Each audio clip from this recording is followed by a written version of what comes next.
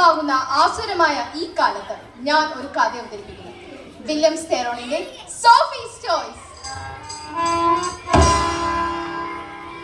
40കളിൽ പോളണ്ടിലാണ് കഥ നടക്കുന്നത്.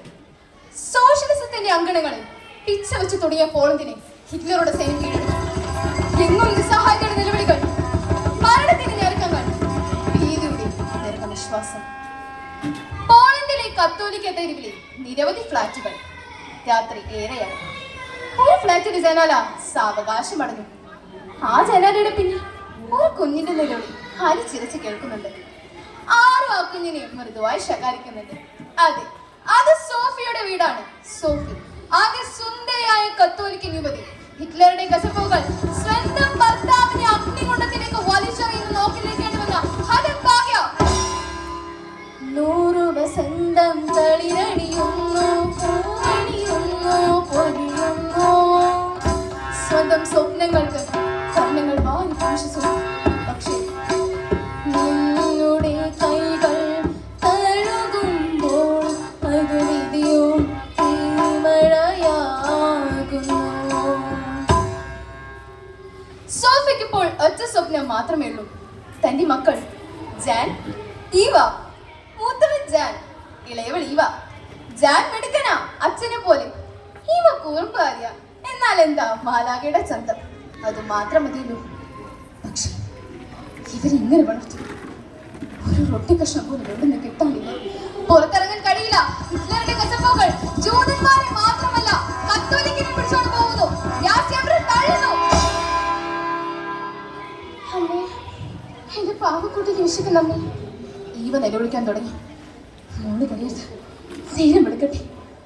ഇന്ന അമ്മേ, ഞാൻ ചത്തുപോകും.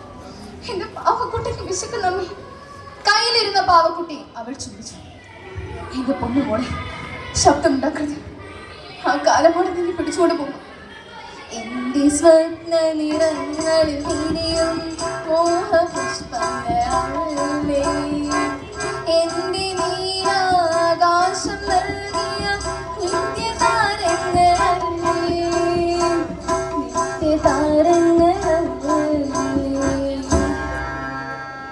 ബഹളം വെക്കരുത്. ആർക്കും ആരെയും സഹായിക്കാൻ കഴിയാത്ത കാലമാ. രണ്ടുപേരും ഉറങ്ങാൻ നോക്ക. ആ കുട്ടികൾ കട്ടിലേൽ തളർന്നു കിടന്നു. വൃദ്ധയും രോഗിയുമായ വന്യമ്മയുടെ ഞെരുക്കം മാത്രം കേൾക്കാനുണ്ട്. നിമിഷങ്ങൾ എഴുതി നീങ്ങി. സോഫിയെ തള്ള, സോഫിയുടെ ഭർത്തൃമാതാവ്. എടി, എനിക്ക് എന്തെങ്കിലും കുറച്ച് തിന്നാണ്ടാ. അമ്മേ, പുറത്തു മണിയിൽ പൊരിച്ചു വിട്ടാളമ്മ. അമ്മ എപ്പോഴാ വരുന്നതെന്ന് പറയാൻ പറ്റില്ല. ഏതവന്മാരാടി, ഇത് നമ്മുടെ വീടല്ലേ. അമ്മേ, അമ്മ ഇപ്പൊ വരും. അമ്മ കാണുന്നവരൊക്കെ പിടിച്ചോണ്ട് പോവാ. എടി, നമ്മുടെ കുറ്റൊന്നും തിന്നോട് പിടിച്ചോണ്ട് പോവാൻ. എടി, എനിക്ക് വിശക്കണേ. വലുമേക്ക് കണ്ണും നോക്കുമില്ല. ഹിറ്റ്ലർ പോളണ്ടിലെ ജൂതന്മാരെ മുഴുവൻ മെഡഗാസ്കറിലേക്ക് നാട് കടത്തുന്നു. അല്ലെങ്കിൽ ഗ്യാസ് ചേമ്പറിൽ തള്ളുന്നു. പൊട്ടിക്കരയാൻ ചിരിക്കാൻ കഴിയില്ല. ഞെട്ടു വീണുപോയി ജീവിതം, ഞെട്ടു വീണുപോയി. ജൂതന്മാർ മാത്രമല്ല, ഫാസിസത്തിന്റെ കുടിലുകാർ പോലും രക്ഷപ്പെടുന്നില്ല.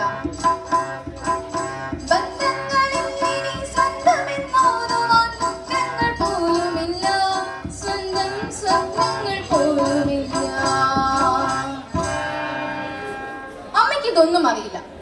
ഹിറ്റ്ലറെ സംബന്ധിച്ചിടത്തോളം ജൂതവിരോധം ലോക മേധാവിത്വം സ്ഥാപിക്കാനുള്ള നിമിത്തം മാത്രം. വർഷങ്ങളായ ക്രിസ്ത്യൻ മനസ്സുകളിൽ കറുത്ത് കട്ടപിടിച്ചിരിക്കുന്ന ജൂതവിരോധത്തെ മുതലെടുക്കുക മാത്രമാണ് അവർ ചെയ്യുന്നത്. ഇപ്പോൾ ക്രിസ്ത്യാനികൾക്ക് നേർക്കും അവർ തിരിഞ്ഞിരിക്കുന്നു.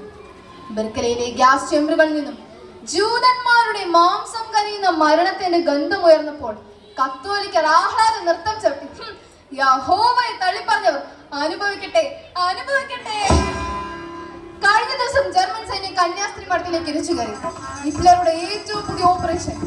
ദൈവത്തിന്റെ മണവാട്ടികൾ വിഭിന്നതയുടെ പരക്കം പായും.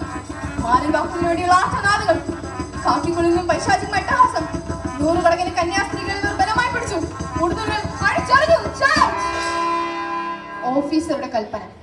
കവചിത വാഹനങ്ങളിൽ നിന്നും വിദഗ്ധമായി പരിശീലനം നേടിയ വേട്ടനായ്ക്കൾ കുതിച്ചു. നിർമ്മല കന്യകമാർക്ക് നേരെ ചാടി വീണു. പച്ച മാംസം കടിച്ചു പറിക്കുന്നു. പരിശുദ്ധരായ പെൺകിടാങ്ങൾ പെടുന്നതിൽ വിളിക്കുമ്പോൾ മദ്യലഹരിയിൽ ജർമ്മൻ സൈന്യം തിമിർത്തും മറിഞ്ഞ് കർത്താവിന്റെ പൂമണവാട്ടികൾ കർത്താവിന്റെ ലോകം കൂടുന്ന കർത്താവിന്റെ മണവാട്ടികൾ കന്യാ സ്ത്രീകൾ ഇപ്പൊ കന്യകമാരല്ലോ. മണിക്കൂറുകളോളം ആ താണ്ഡവ നൃത്തം തുടർന്നു. മഠവും പരിസരവും ചോര തളം കെട്ടിരുന്നു. ആർത്തനാദങ്ങൾ ക്രമേണ ഞരക്കങ്ങളായി ഒടുവിലത് നേർത്ത് നിലച്ചു. ജൂതന്മാർ മാത്രമല്ല, എല്ലാവരും കശാപ്പ് ചെയ്യപ്പെടുന്നു. ആരോട് ചോദിക്കാം, ആരോട് പറയും? അമ്മയ്ക്ക് ഇതൊന്നും അറിയില്ല. സോഫി കണ്ണു തുടച്ചു. ഈ ഓടിയെത്തി. അമ്മേ, അമ്മ എന്തിനാ കരയുന്നത്? വിശന്നിട്ടാണോ? എന്റെ പാവക്കുട്ടിയെ വിശക്കുന്ന അമ്മേ, ഇന്നലെ പാവക്കുട്ടി ഒന്നും കഴിച്ചില്ല. എന്തിന്റെ വിശപ്പ് സാരില്ലായിരുന്നു. എന്റെ പൊന്നു മോൾ. സോഫി ഇവളെ മാറോട് ചേർത്തു. അമ്മ എങ്ങനെയും എന്റെ കുട്ടികൾക്ക് നാളെ ഇറച്ചി മുട്ടിയും ഒക്കെ കൊണ്ടുവന്ന് തരാം. അത് വെറും വാക്കാണെന്ന് അവൾക്ക് തന്നെ അറിയാം. സോഫിയെ, തള്ള വീണ്ടും ഉണർന്നു. ഇറച്ചി എനിക്ക് കൊണ്ടുപോടി. അമ്മേ, ഇറച്ചി എന്ന് പറഞ്ഞ് വെള്ളം വെക്കരുത്. അവൾ പറഞ്ഞതിൽ കാര്യമുണ്ട്. ഇറച്ചി പോലുള്ള ഭക്ഷ്യവസ്തുക്കൾ ജർമ്മൻ പട്ടാളക്കാർക്ക് മാത്രമുള്ളതാണ്. സാധാരണ പൗരന്മാർ ഇറച്ചി കഴിക്കുന്നത് ജർമ്മൻകാർ വിലക്കിയിരുന്നു. എടീ, എനിക്ക് വിശപ്പിനെ വലിമയ്ക്ക് ഭ്രാന്ത് പിടിച്ചു. വിശപ്പിന് ഭ്രാന്ത്. വാതിലൊരു മുട്ടുന്നു. അമ്മേ, മിണ്ടരുത്, മിണ്ടരുത്, മിണ്ടും കൊണ്ടാടി. പിന്നെ മുട്ടി. ഭീതിയുടെ ഇവൾ വാതിൽ തുറന്നു. പ്രതീക്ഷിച്ചതുപോലെ ഗസ്റ്റാപ്പോ ഉയർന്നൊരു ഓഫീസർ അകത്തേക്ക് കയറി. എന്താടി നിന്റെ പേര്? ഓ, യൂണിവേഴ്സിറ്റി പ്രൊഫസറുടെ മകൾ അല്ലേ? നിങ്ങൾ ജൂതന്മാരിൽ ക്രിസ്ത്യാനികളെ നിന്നോട് അത് ചോദിച്ചോടി. ഒപ്പം മുഖം അടച്ചൊരു അടി വീണു. ഓഫീസറോടെ മുടിക്കുന്നിൽ പിടിച്ചു കൊടുത്തി. ടോർച്ചിനെ വെളിച്ചത്തിൽ അവളെ അടിമുടി നോക്കി. കൊള്ളാം, കൊള്ളാം. സപ്തസമുദ്രം മിഴിയിലൊതുക്കിയ പെണ്ണെ, സാന്ത്യരാഗം കവിളിൽ ചാർത്തിയ പെണ്ണെ, 100 വസന്ത നിലാവിൽ കുളിച്ച പെണ്ണെ, നിങ്ങൾ താൻ ചാർത്തിയ വേറൊരു പുരുഷൻ ഭാഗ്യവാനല്ലേ. അയാൾ അവളെ വലിച്ചടിപ്പിച്ചു. ബേളം കേട്ട് വലിയ തപ്പിത്തടഞ്ഞെത്തി. സോഫിയെ, എന്താ അവിടെ? നീ ഇറച്ചി തരുമെന്ന് പറഞ്ഞിട്ട് പിടിക്കവിടെ. കാക്കിന്റെ പടയാളികൾ ഉള്ളിലേക്ക് കയറി. അനധികൃതമായി നീ മാംസം കടത്തിയോടെ നോക്കുന്നു അല്ലടേ? അവർ ആ ഫ്ലാറ്റ് ആകെ അരിച്ചു പറഞ്ഞു. എവിടെ എടുത്തള്ളേ? ഇവളെ കൊണ്ടുവച്ചതാ സോഫി. കുറച്ചിങ്ങോട്ട് തരാൻ പറ മക്കളെ. തള്ളയുടെ എല്ലില്ലാത്ത നാവും തെളിവിനതും മാത്രം മതി. നിഷ്ഠൂരരായ ജർമ്മൻ പടയാളികൾ സോഫിയും കൂട്ടരെയും വലിച്ച് താഴേക്ക് വിളിച്ചു. സ്വസ്തിക് വാഹനത്തിലേക്ക് വലിച്ചെറിഞ്ഞു. എന്തെന്തു മോഹങ്ങൾ, എന്തെന്തു സത്യങ്ങൾ, എന്തെന്തു ചിന്താവിവശതകൾ, എന്തിനീ ജീവിതം ജീവിത സ്വപ്നം അസൗഭാഗ്യമെന്നേ പോയി. കാലന്മാരെ, എന്നെ കൂടെ കൊണ്ടുപോയിടാ. തപ്പിത്തടഞ്ഞെത്തി വലിയമ്മ സ്റ്റെയർകേസിന്റെ മുകളിലത്തെ പടിയുന്നതും ഉരുണ്ട് താഴേക്ക് വീണു.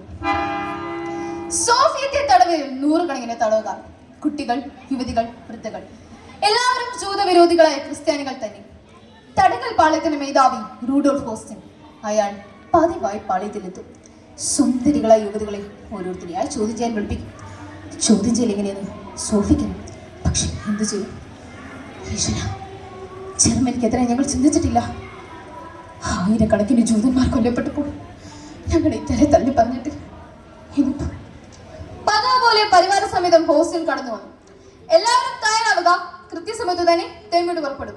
നിങ്ങളിപ്പോൾ ബെർക്കലയിലേക്ക് പോവുകയാണ്. ഹറിയ ബെർക്കല, ഹിറ്റ്ലറുടെ കോൺസെൻട്രേഷൻ ക്യാമ്പ്. തടംപൊള്ളിലെ കുത്തി നിറച്ചതിന് വേണ്ടി ബെർക്കലയെ ലക്ഷ്യമാകുമ്പോൾ കരളിൽ തീരിയുന്നു, കണ്ണീർ ചുടുനീറുറയുന്നു, മരണം മാടി വിളിക്കുന്നു, മൗനം പുകയായി പടരുന്നു, മരണം മാടി വിളിക്കുന്നു, മൗനം പുകയായി പടരുന്നു. സൈനികർ തടവുകാരെ വലിച്ചു പുറത്താക്കി. ഓടി മാറാൻ ശ്രമിച്ച കുട്ടികളെ ഒരു പട്ടാളക്കാരെ ചവിട്ടി തെറിച്ചു. മാറി പോടാ കുട്ടികളെ. ദയവ് ചെയ്ത് എന്റെ മക്കളെ തരൂ, അല്ലെങ്കിൽ എന്നെ വെറുതെ പോകണേക്കും പ്ലീസ്. പട്ടാള മേധാവി അവളോട് അടുത്തു. Sophy, don't cry. നിങ്ങൾ മുഴുവൻ ഞങ്ങൾക്ക് ആവശ്യമുണ്ട്. പക്ഷെ അവർ ഈ ലോകത്തിന് തന്നെ ആവശ്യമില്ലാത്തതാണ്. ഇതാ നോക്കൂ, അതാണ് ഗ്യാസ് ചേമ്പർ. കണ്ടിട്ടില്ലല്ലോ? ഇവരെ ഞങ്ങൾ അങ്ങോട്ടേക്കാണ് അയക്കുന്നത്. ദയവ് ചെയ്ത് എന്നെ അവരുടെ പോകാൻ. സോഫി, നിനക്കൊരു കാര്യം ചെയ്യാം. ഒരു കുട്ടി ഒന്നിനെ മാത്രം തരാം. ആൺകുട്ടിയാണോ പെൺകുട്ടിയാണോ എന്ന് പറയൂ സുന്ദരി. അവളിൽ നിന്നൊരു ആർത്തനാദം ഉയർന്നു. ഈശ്വര, എന്തൊരു പരീക്ഷണമാണിത്, പറയണേ. അതൊരു ഗർജനമായിരുന്നു. ഇല്ല, ഞാൻ അശക്തിയാണ്. ഈവ, എന്റെ പൊന്നു മക്കളെ, തിരഞ്ഞെടുപ്പിന്റെ ക്രൂരമായ നിമിഷങ്ങൾ അവൾ കണ്ണടച്ചു. വിരൽ ചൂണ്ടിയത് ജാന്റെ നേർക്ക്. ജാൻ ഓടിയെത്തി. മുൻപോട്ടോടാൻ ശ്രമിച്ച് ഈവയെ ഒരു ബലമായി പിടിച്ചു. കൊണ്ടുപോകൂ. ആ സത്യം മാത്രം തെളിയിക്കപ്പെട്ടു. ഗ്യാസ് ചേമ്പർ മുന്നിൽ സൂര്യനും ചന്ദ്രനും താരങ്ങളും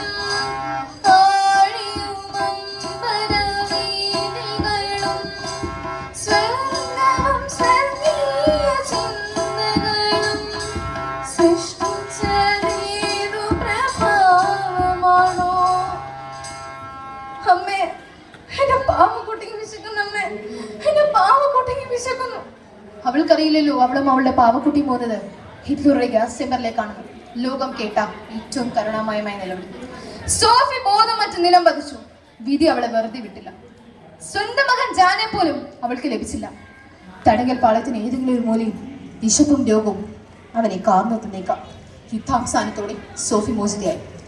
പ്രിയമുള്ളവരെ, ഒരു ഭാഗത്ത് ജനങ്ങൾ ഉണ്ണുകയും ഉറങ്ങുകയും സ്നേഹിക്കുകയും ചെയ്തിരുന്നപ്പോൾ ജൂതന്മാർ മാത്രമല്ല, ജൂതന്മാരുടെ ശത്രുക്കൾ പോലും ലോകത്തിന്റെ മറുഭാഗത്ത് ഗ്യാസ് ചേമ്പറിന് മുന്നിൽ മരണം കാത്തു ക്യൂ നിൽക്കുകയായിരുന്നു. അതിന്റെ ഉത്തരവാദിത്വം ഹിറ്റ്ലർക്ക് മാത്രമല്ല, ഫാസിസ്റ്റ് ശക്തികളോട് ചേർന്ന് നിൽക്കുന്ന ഇവരും പങ്കിട്ടെടുത്തേ മതിയാകും.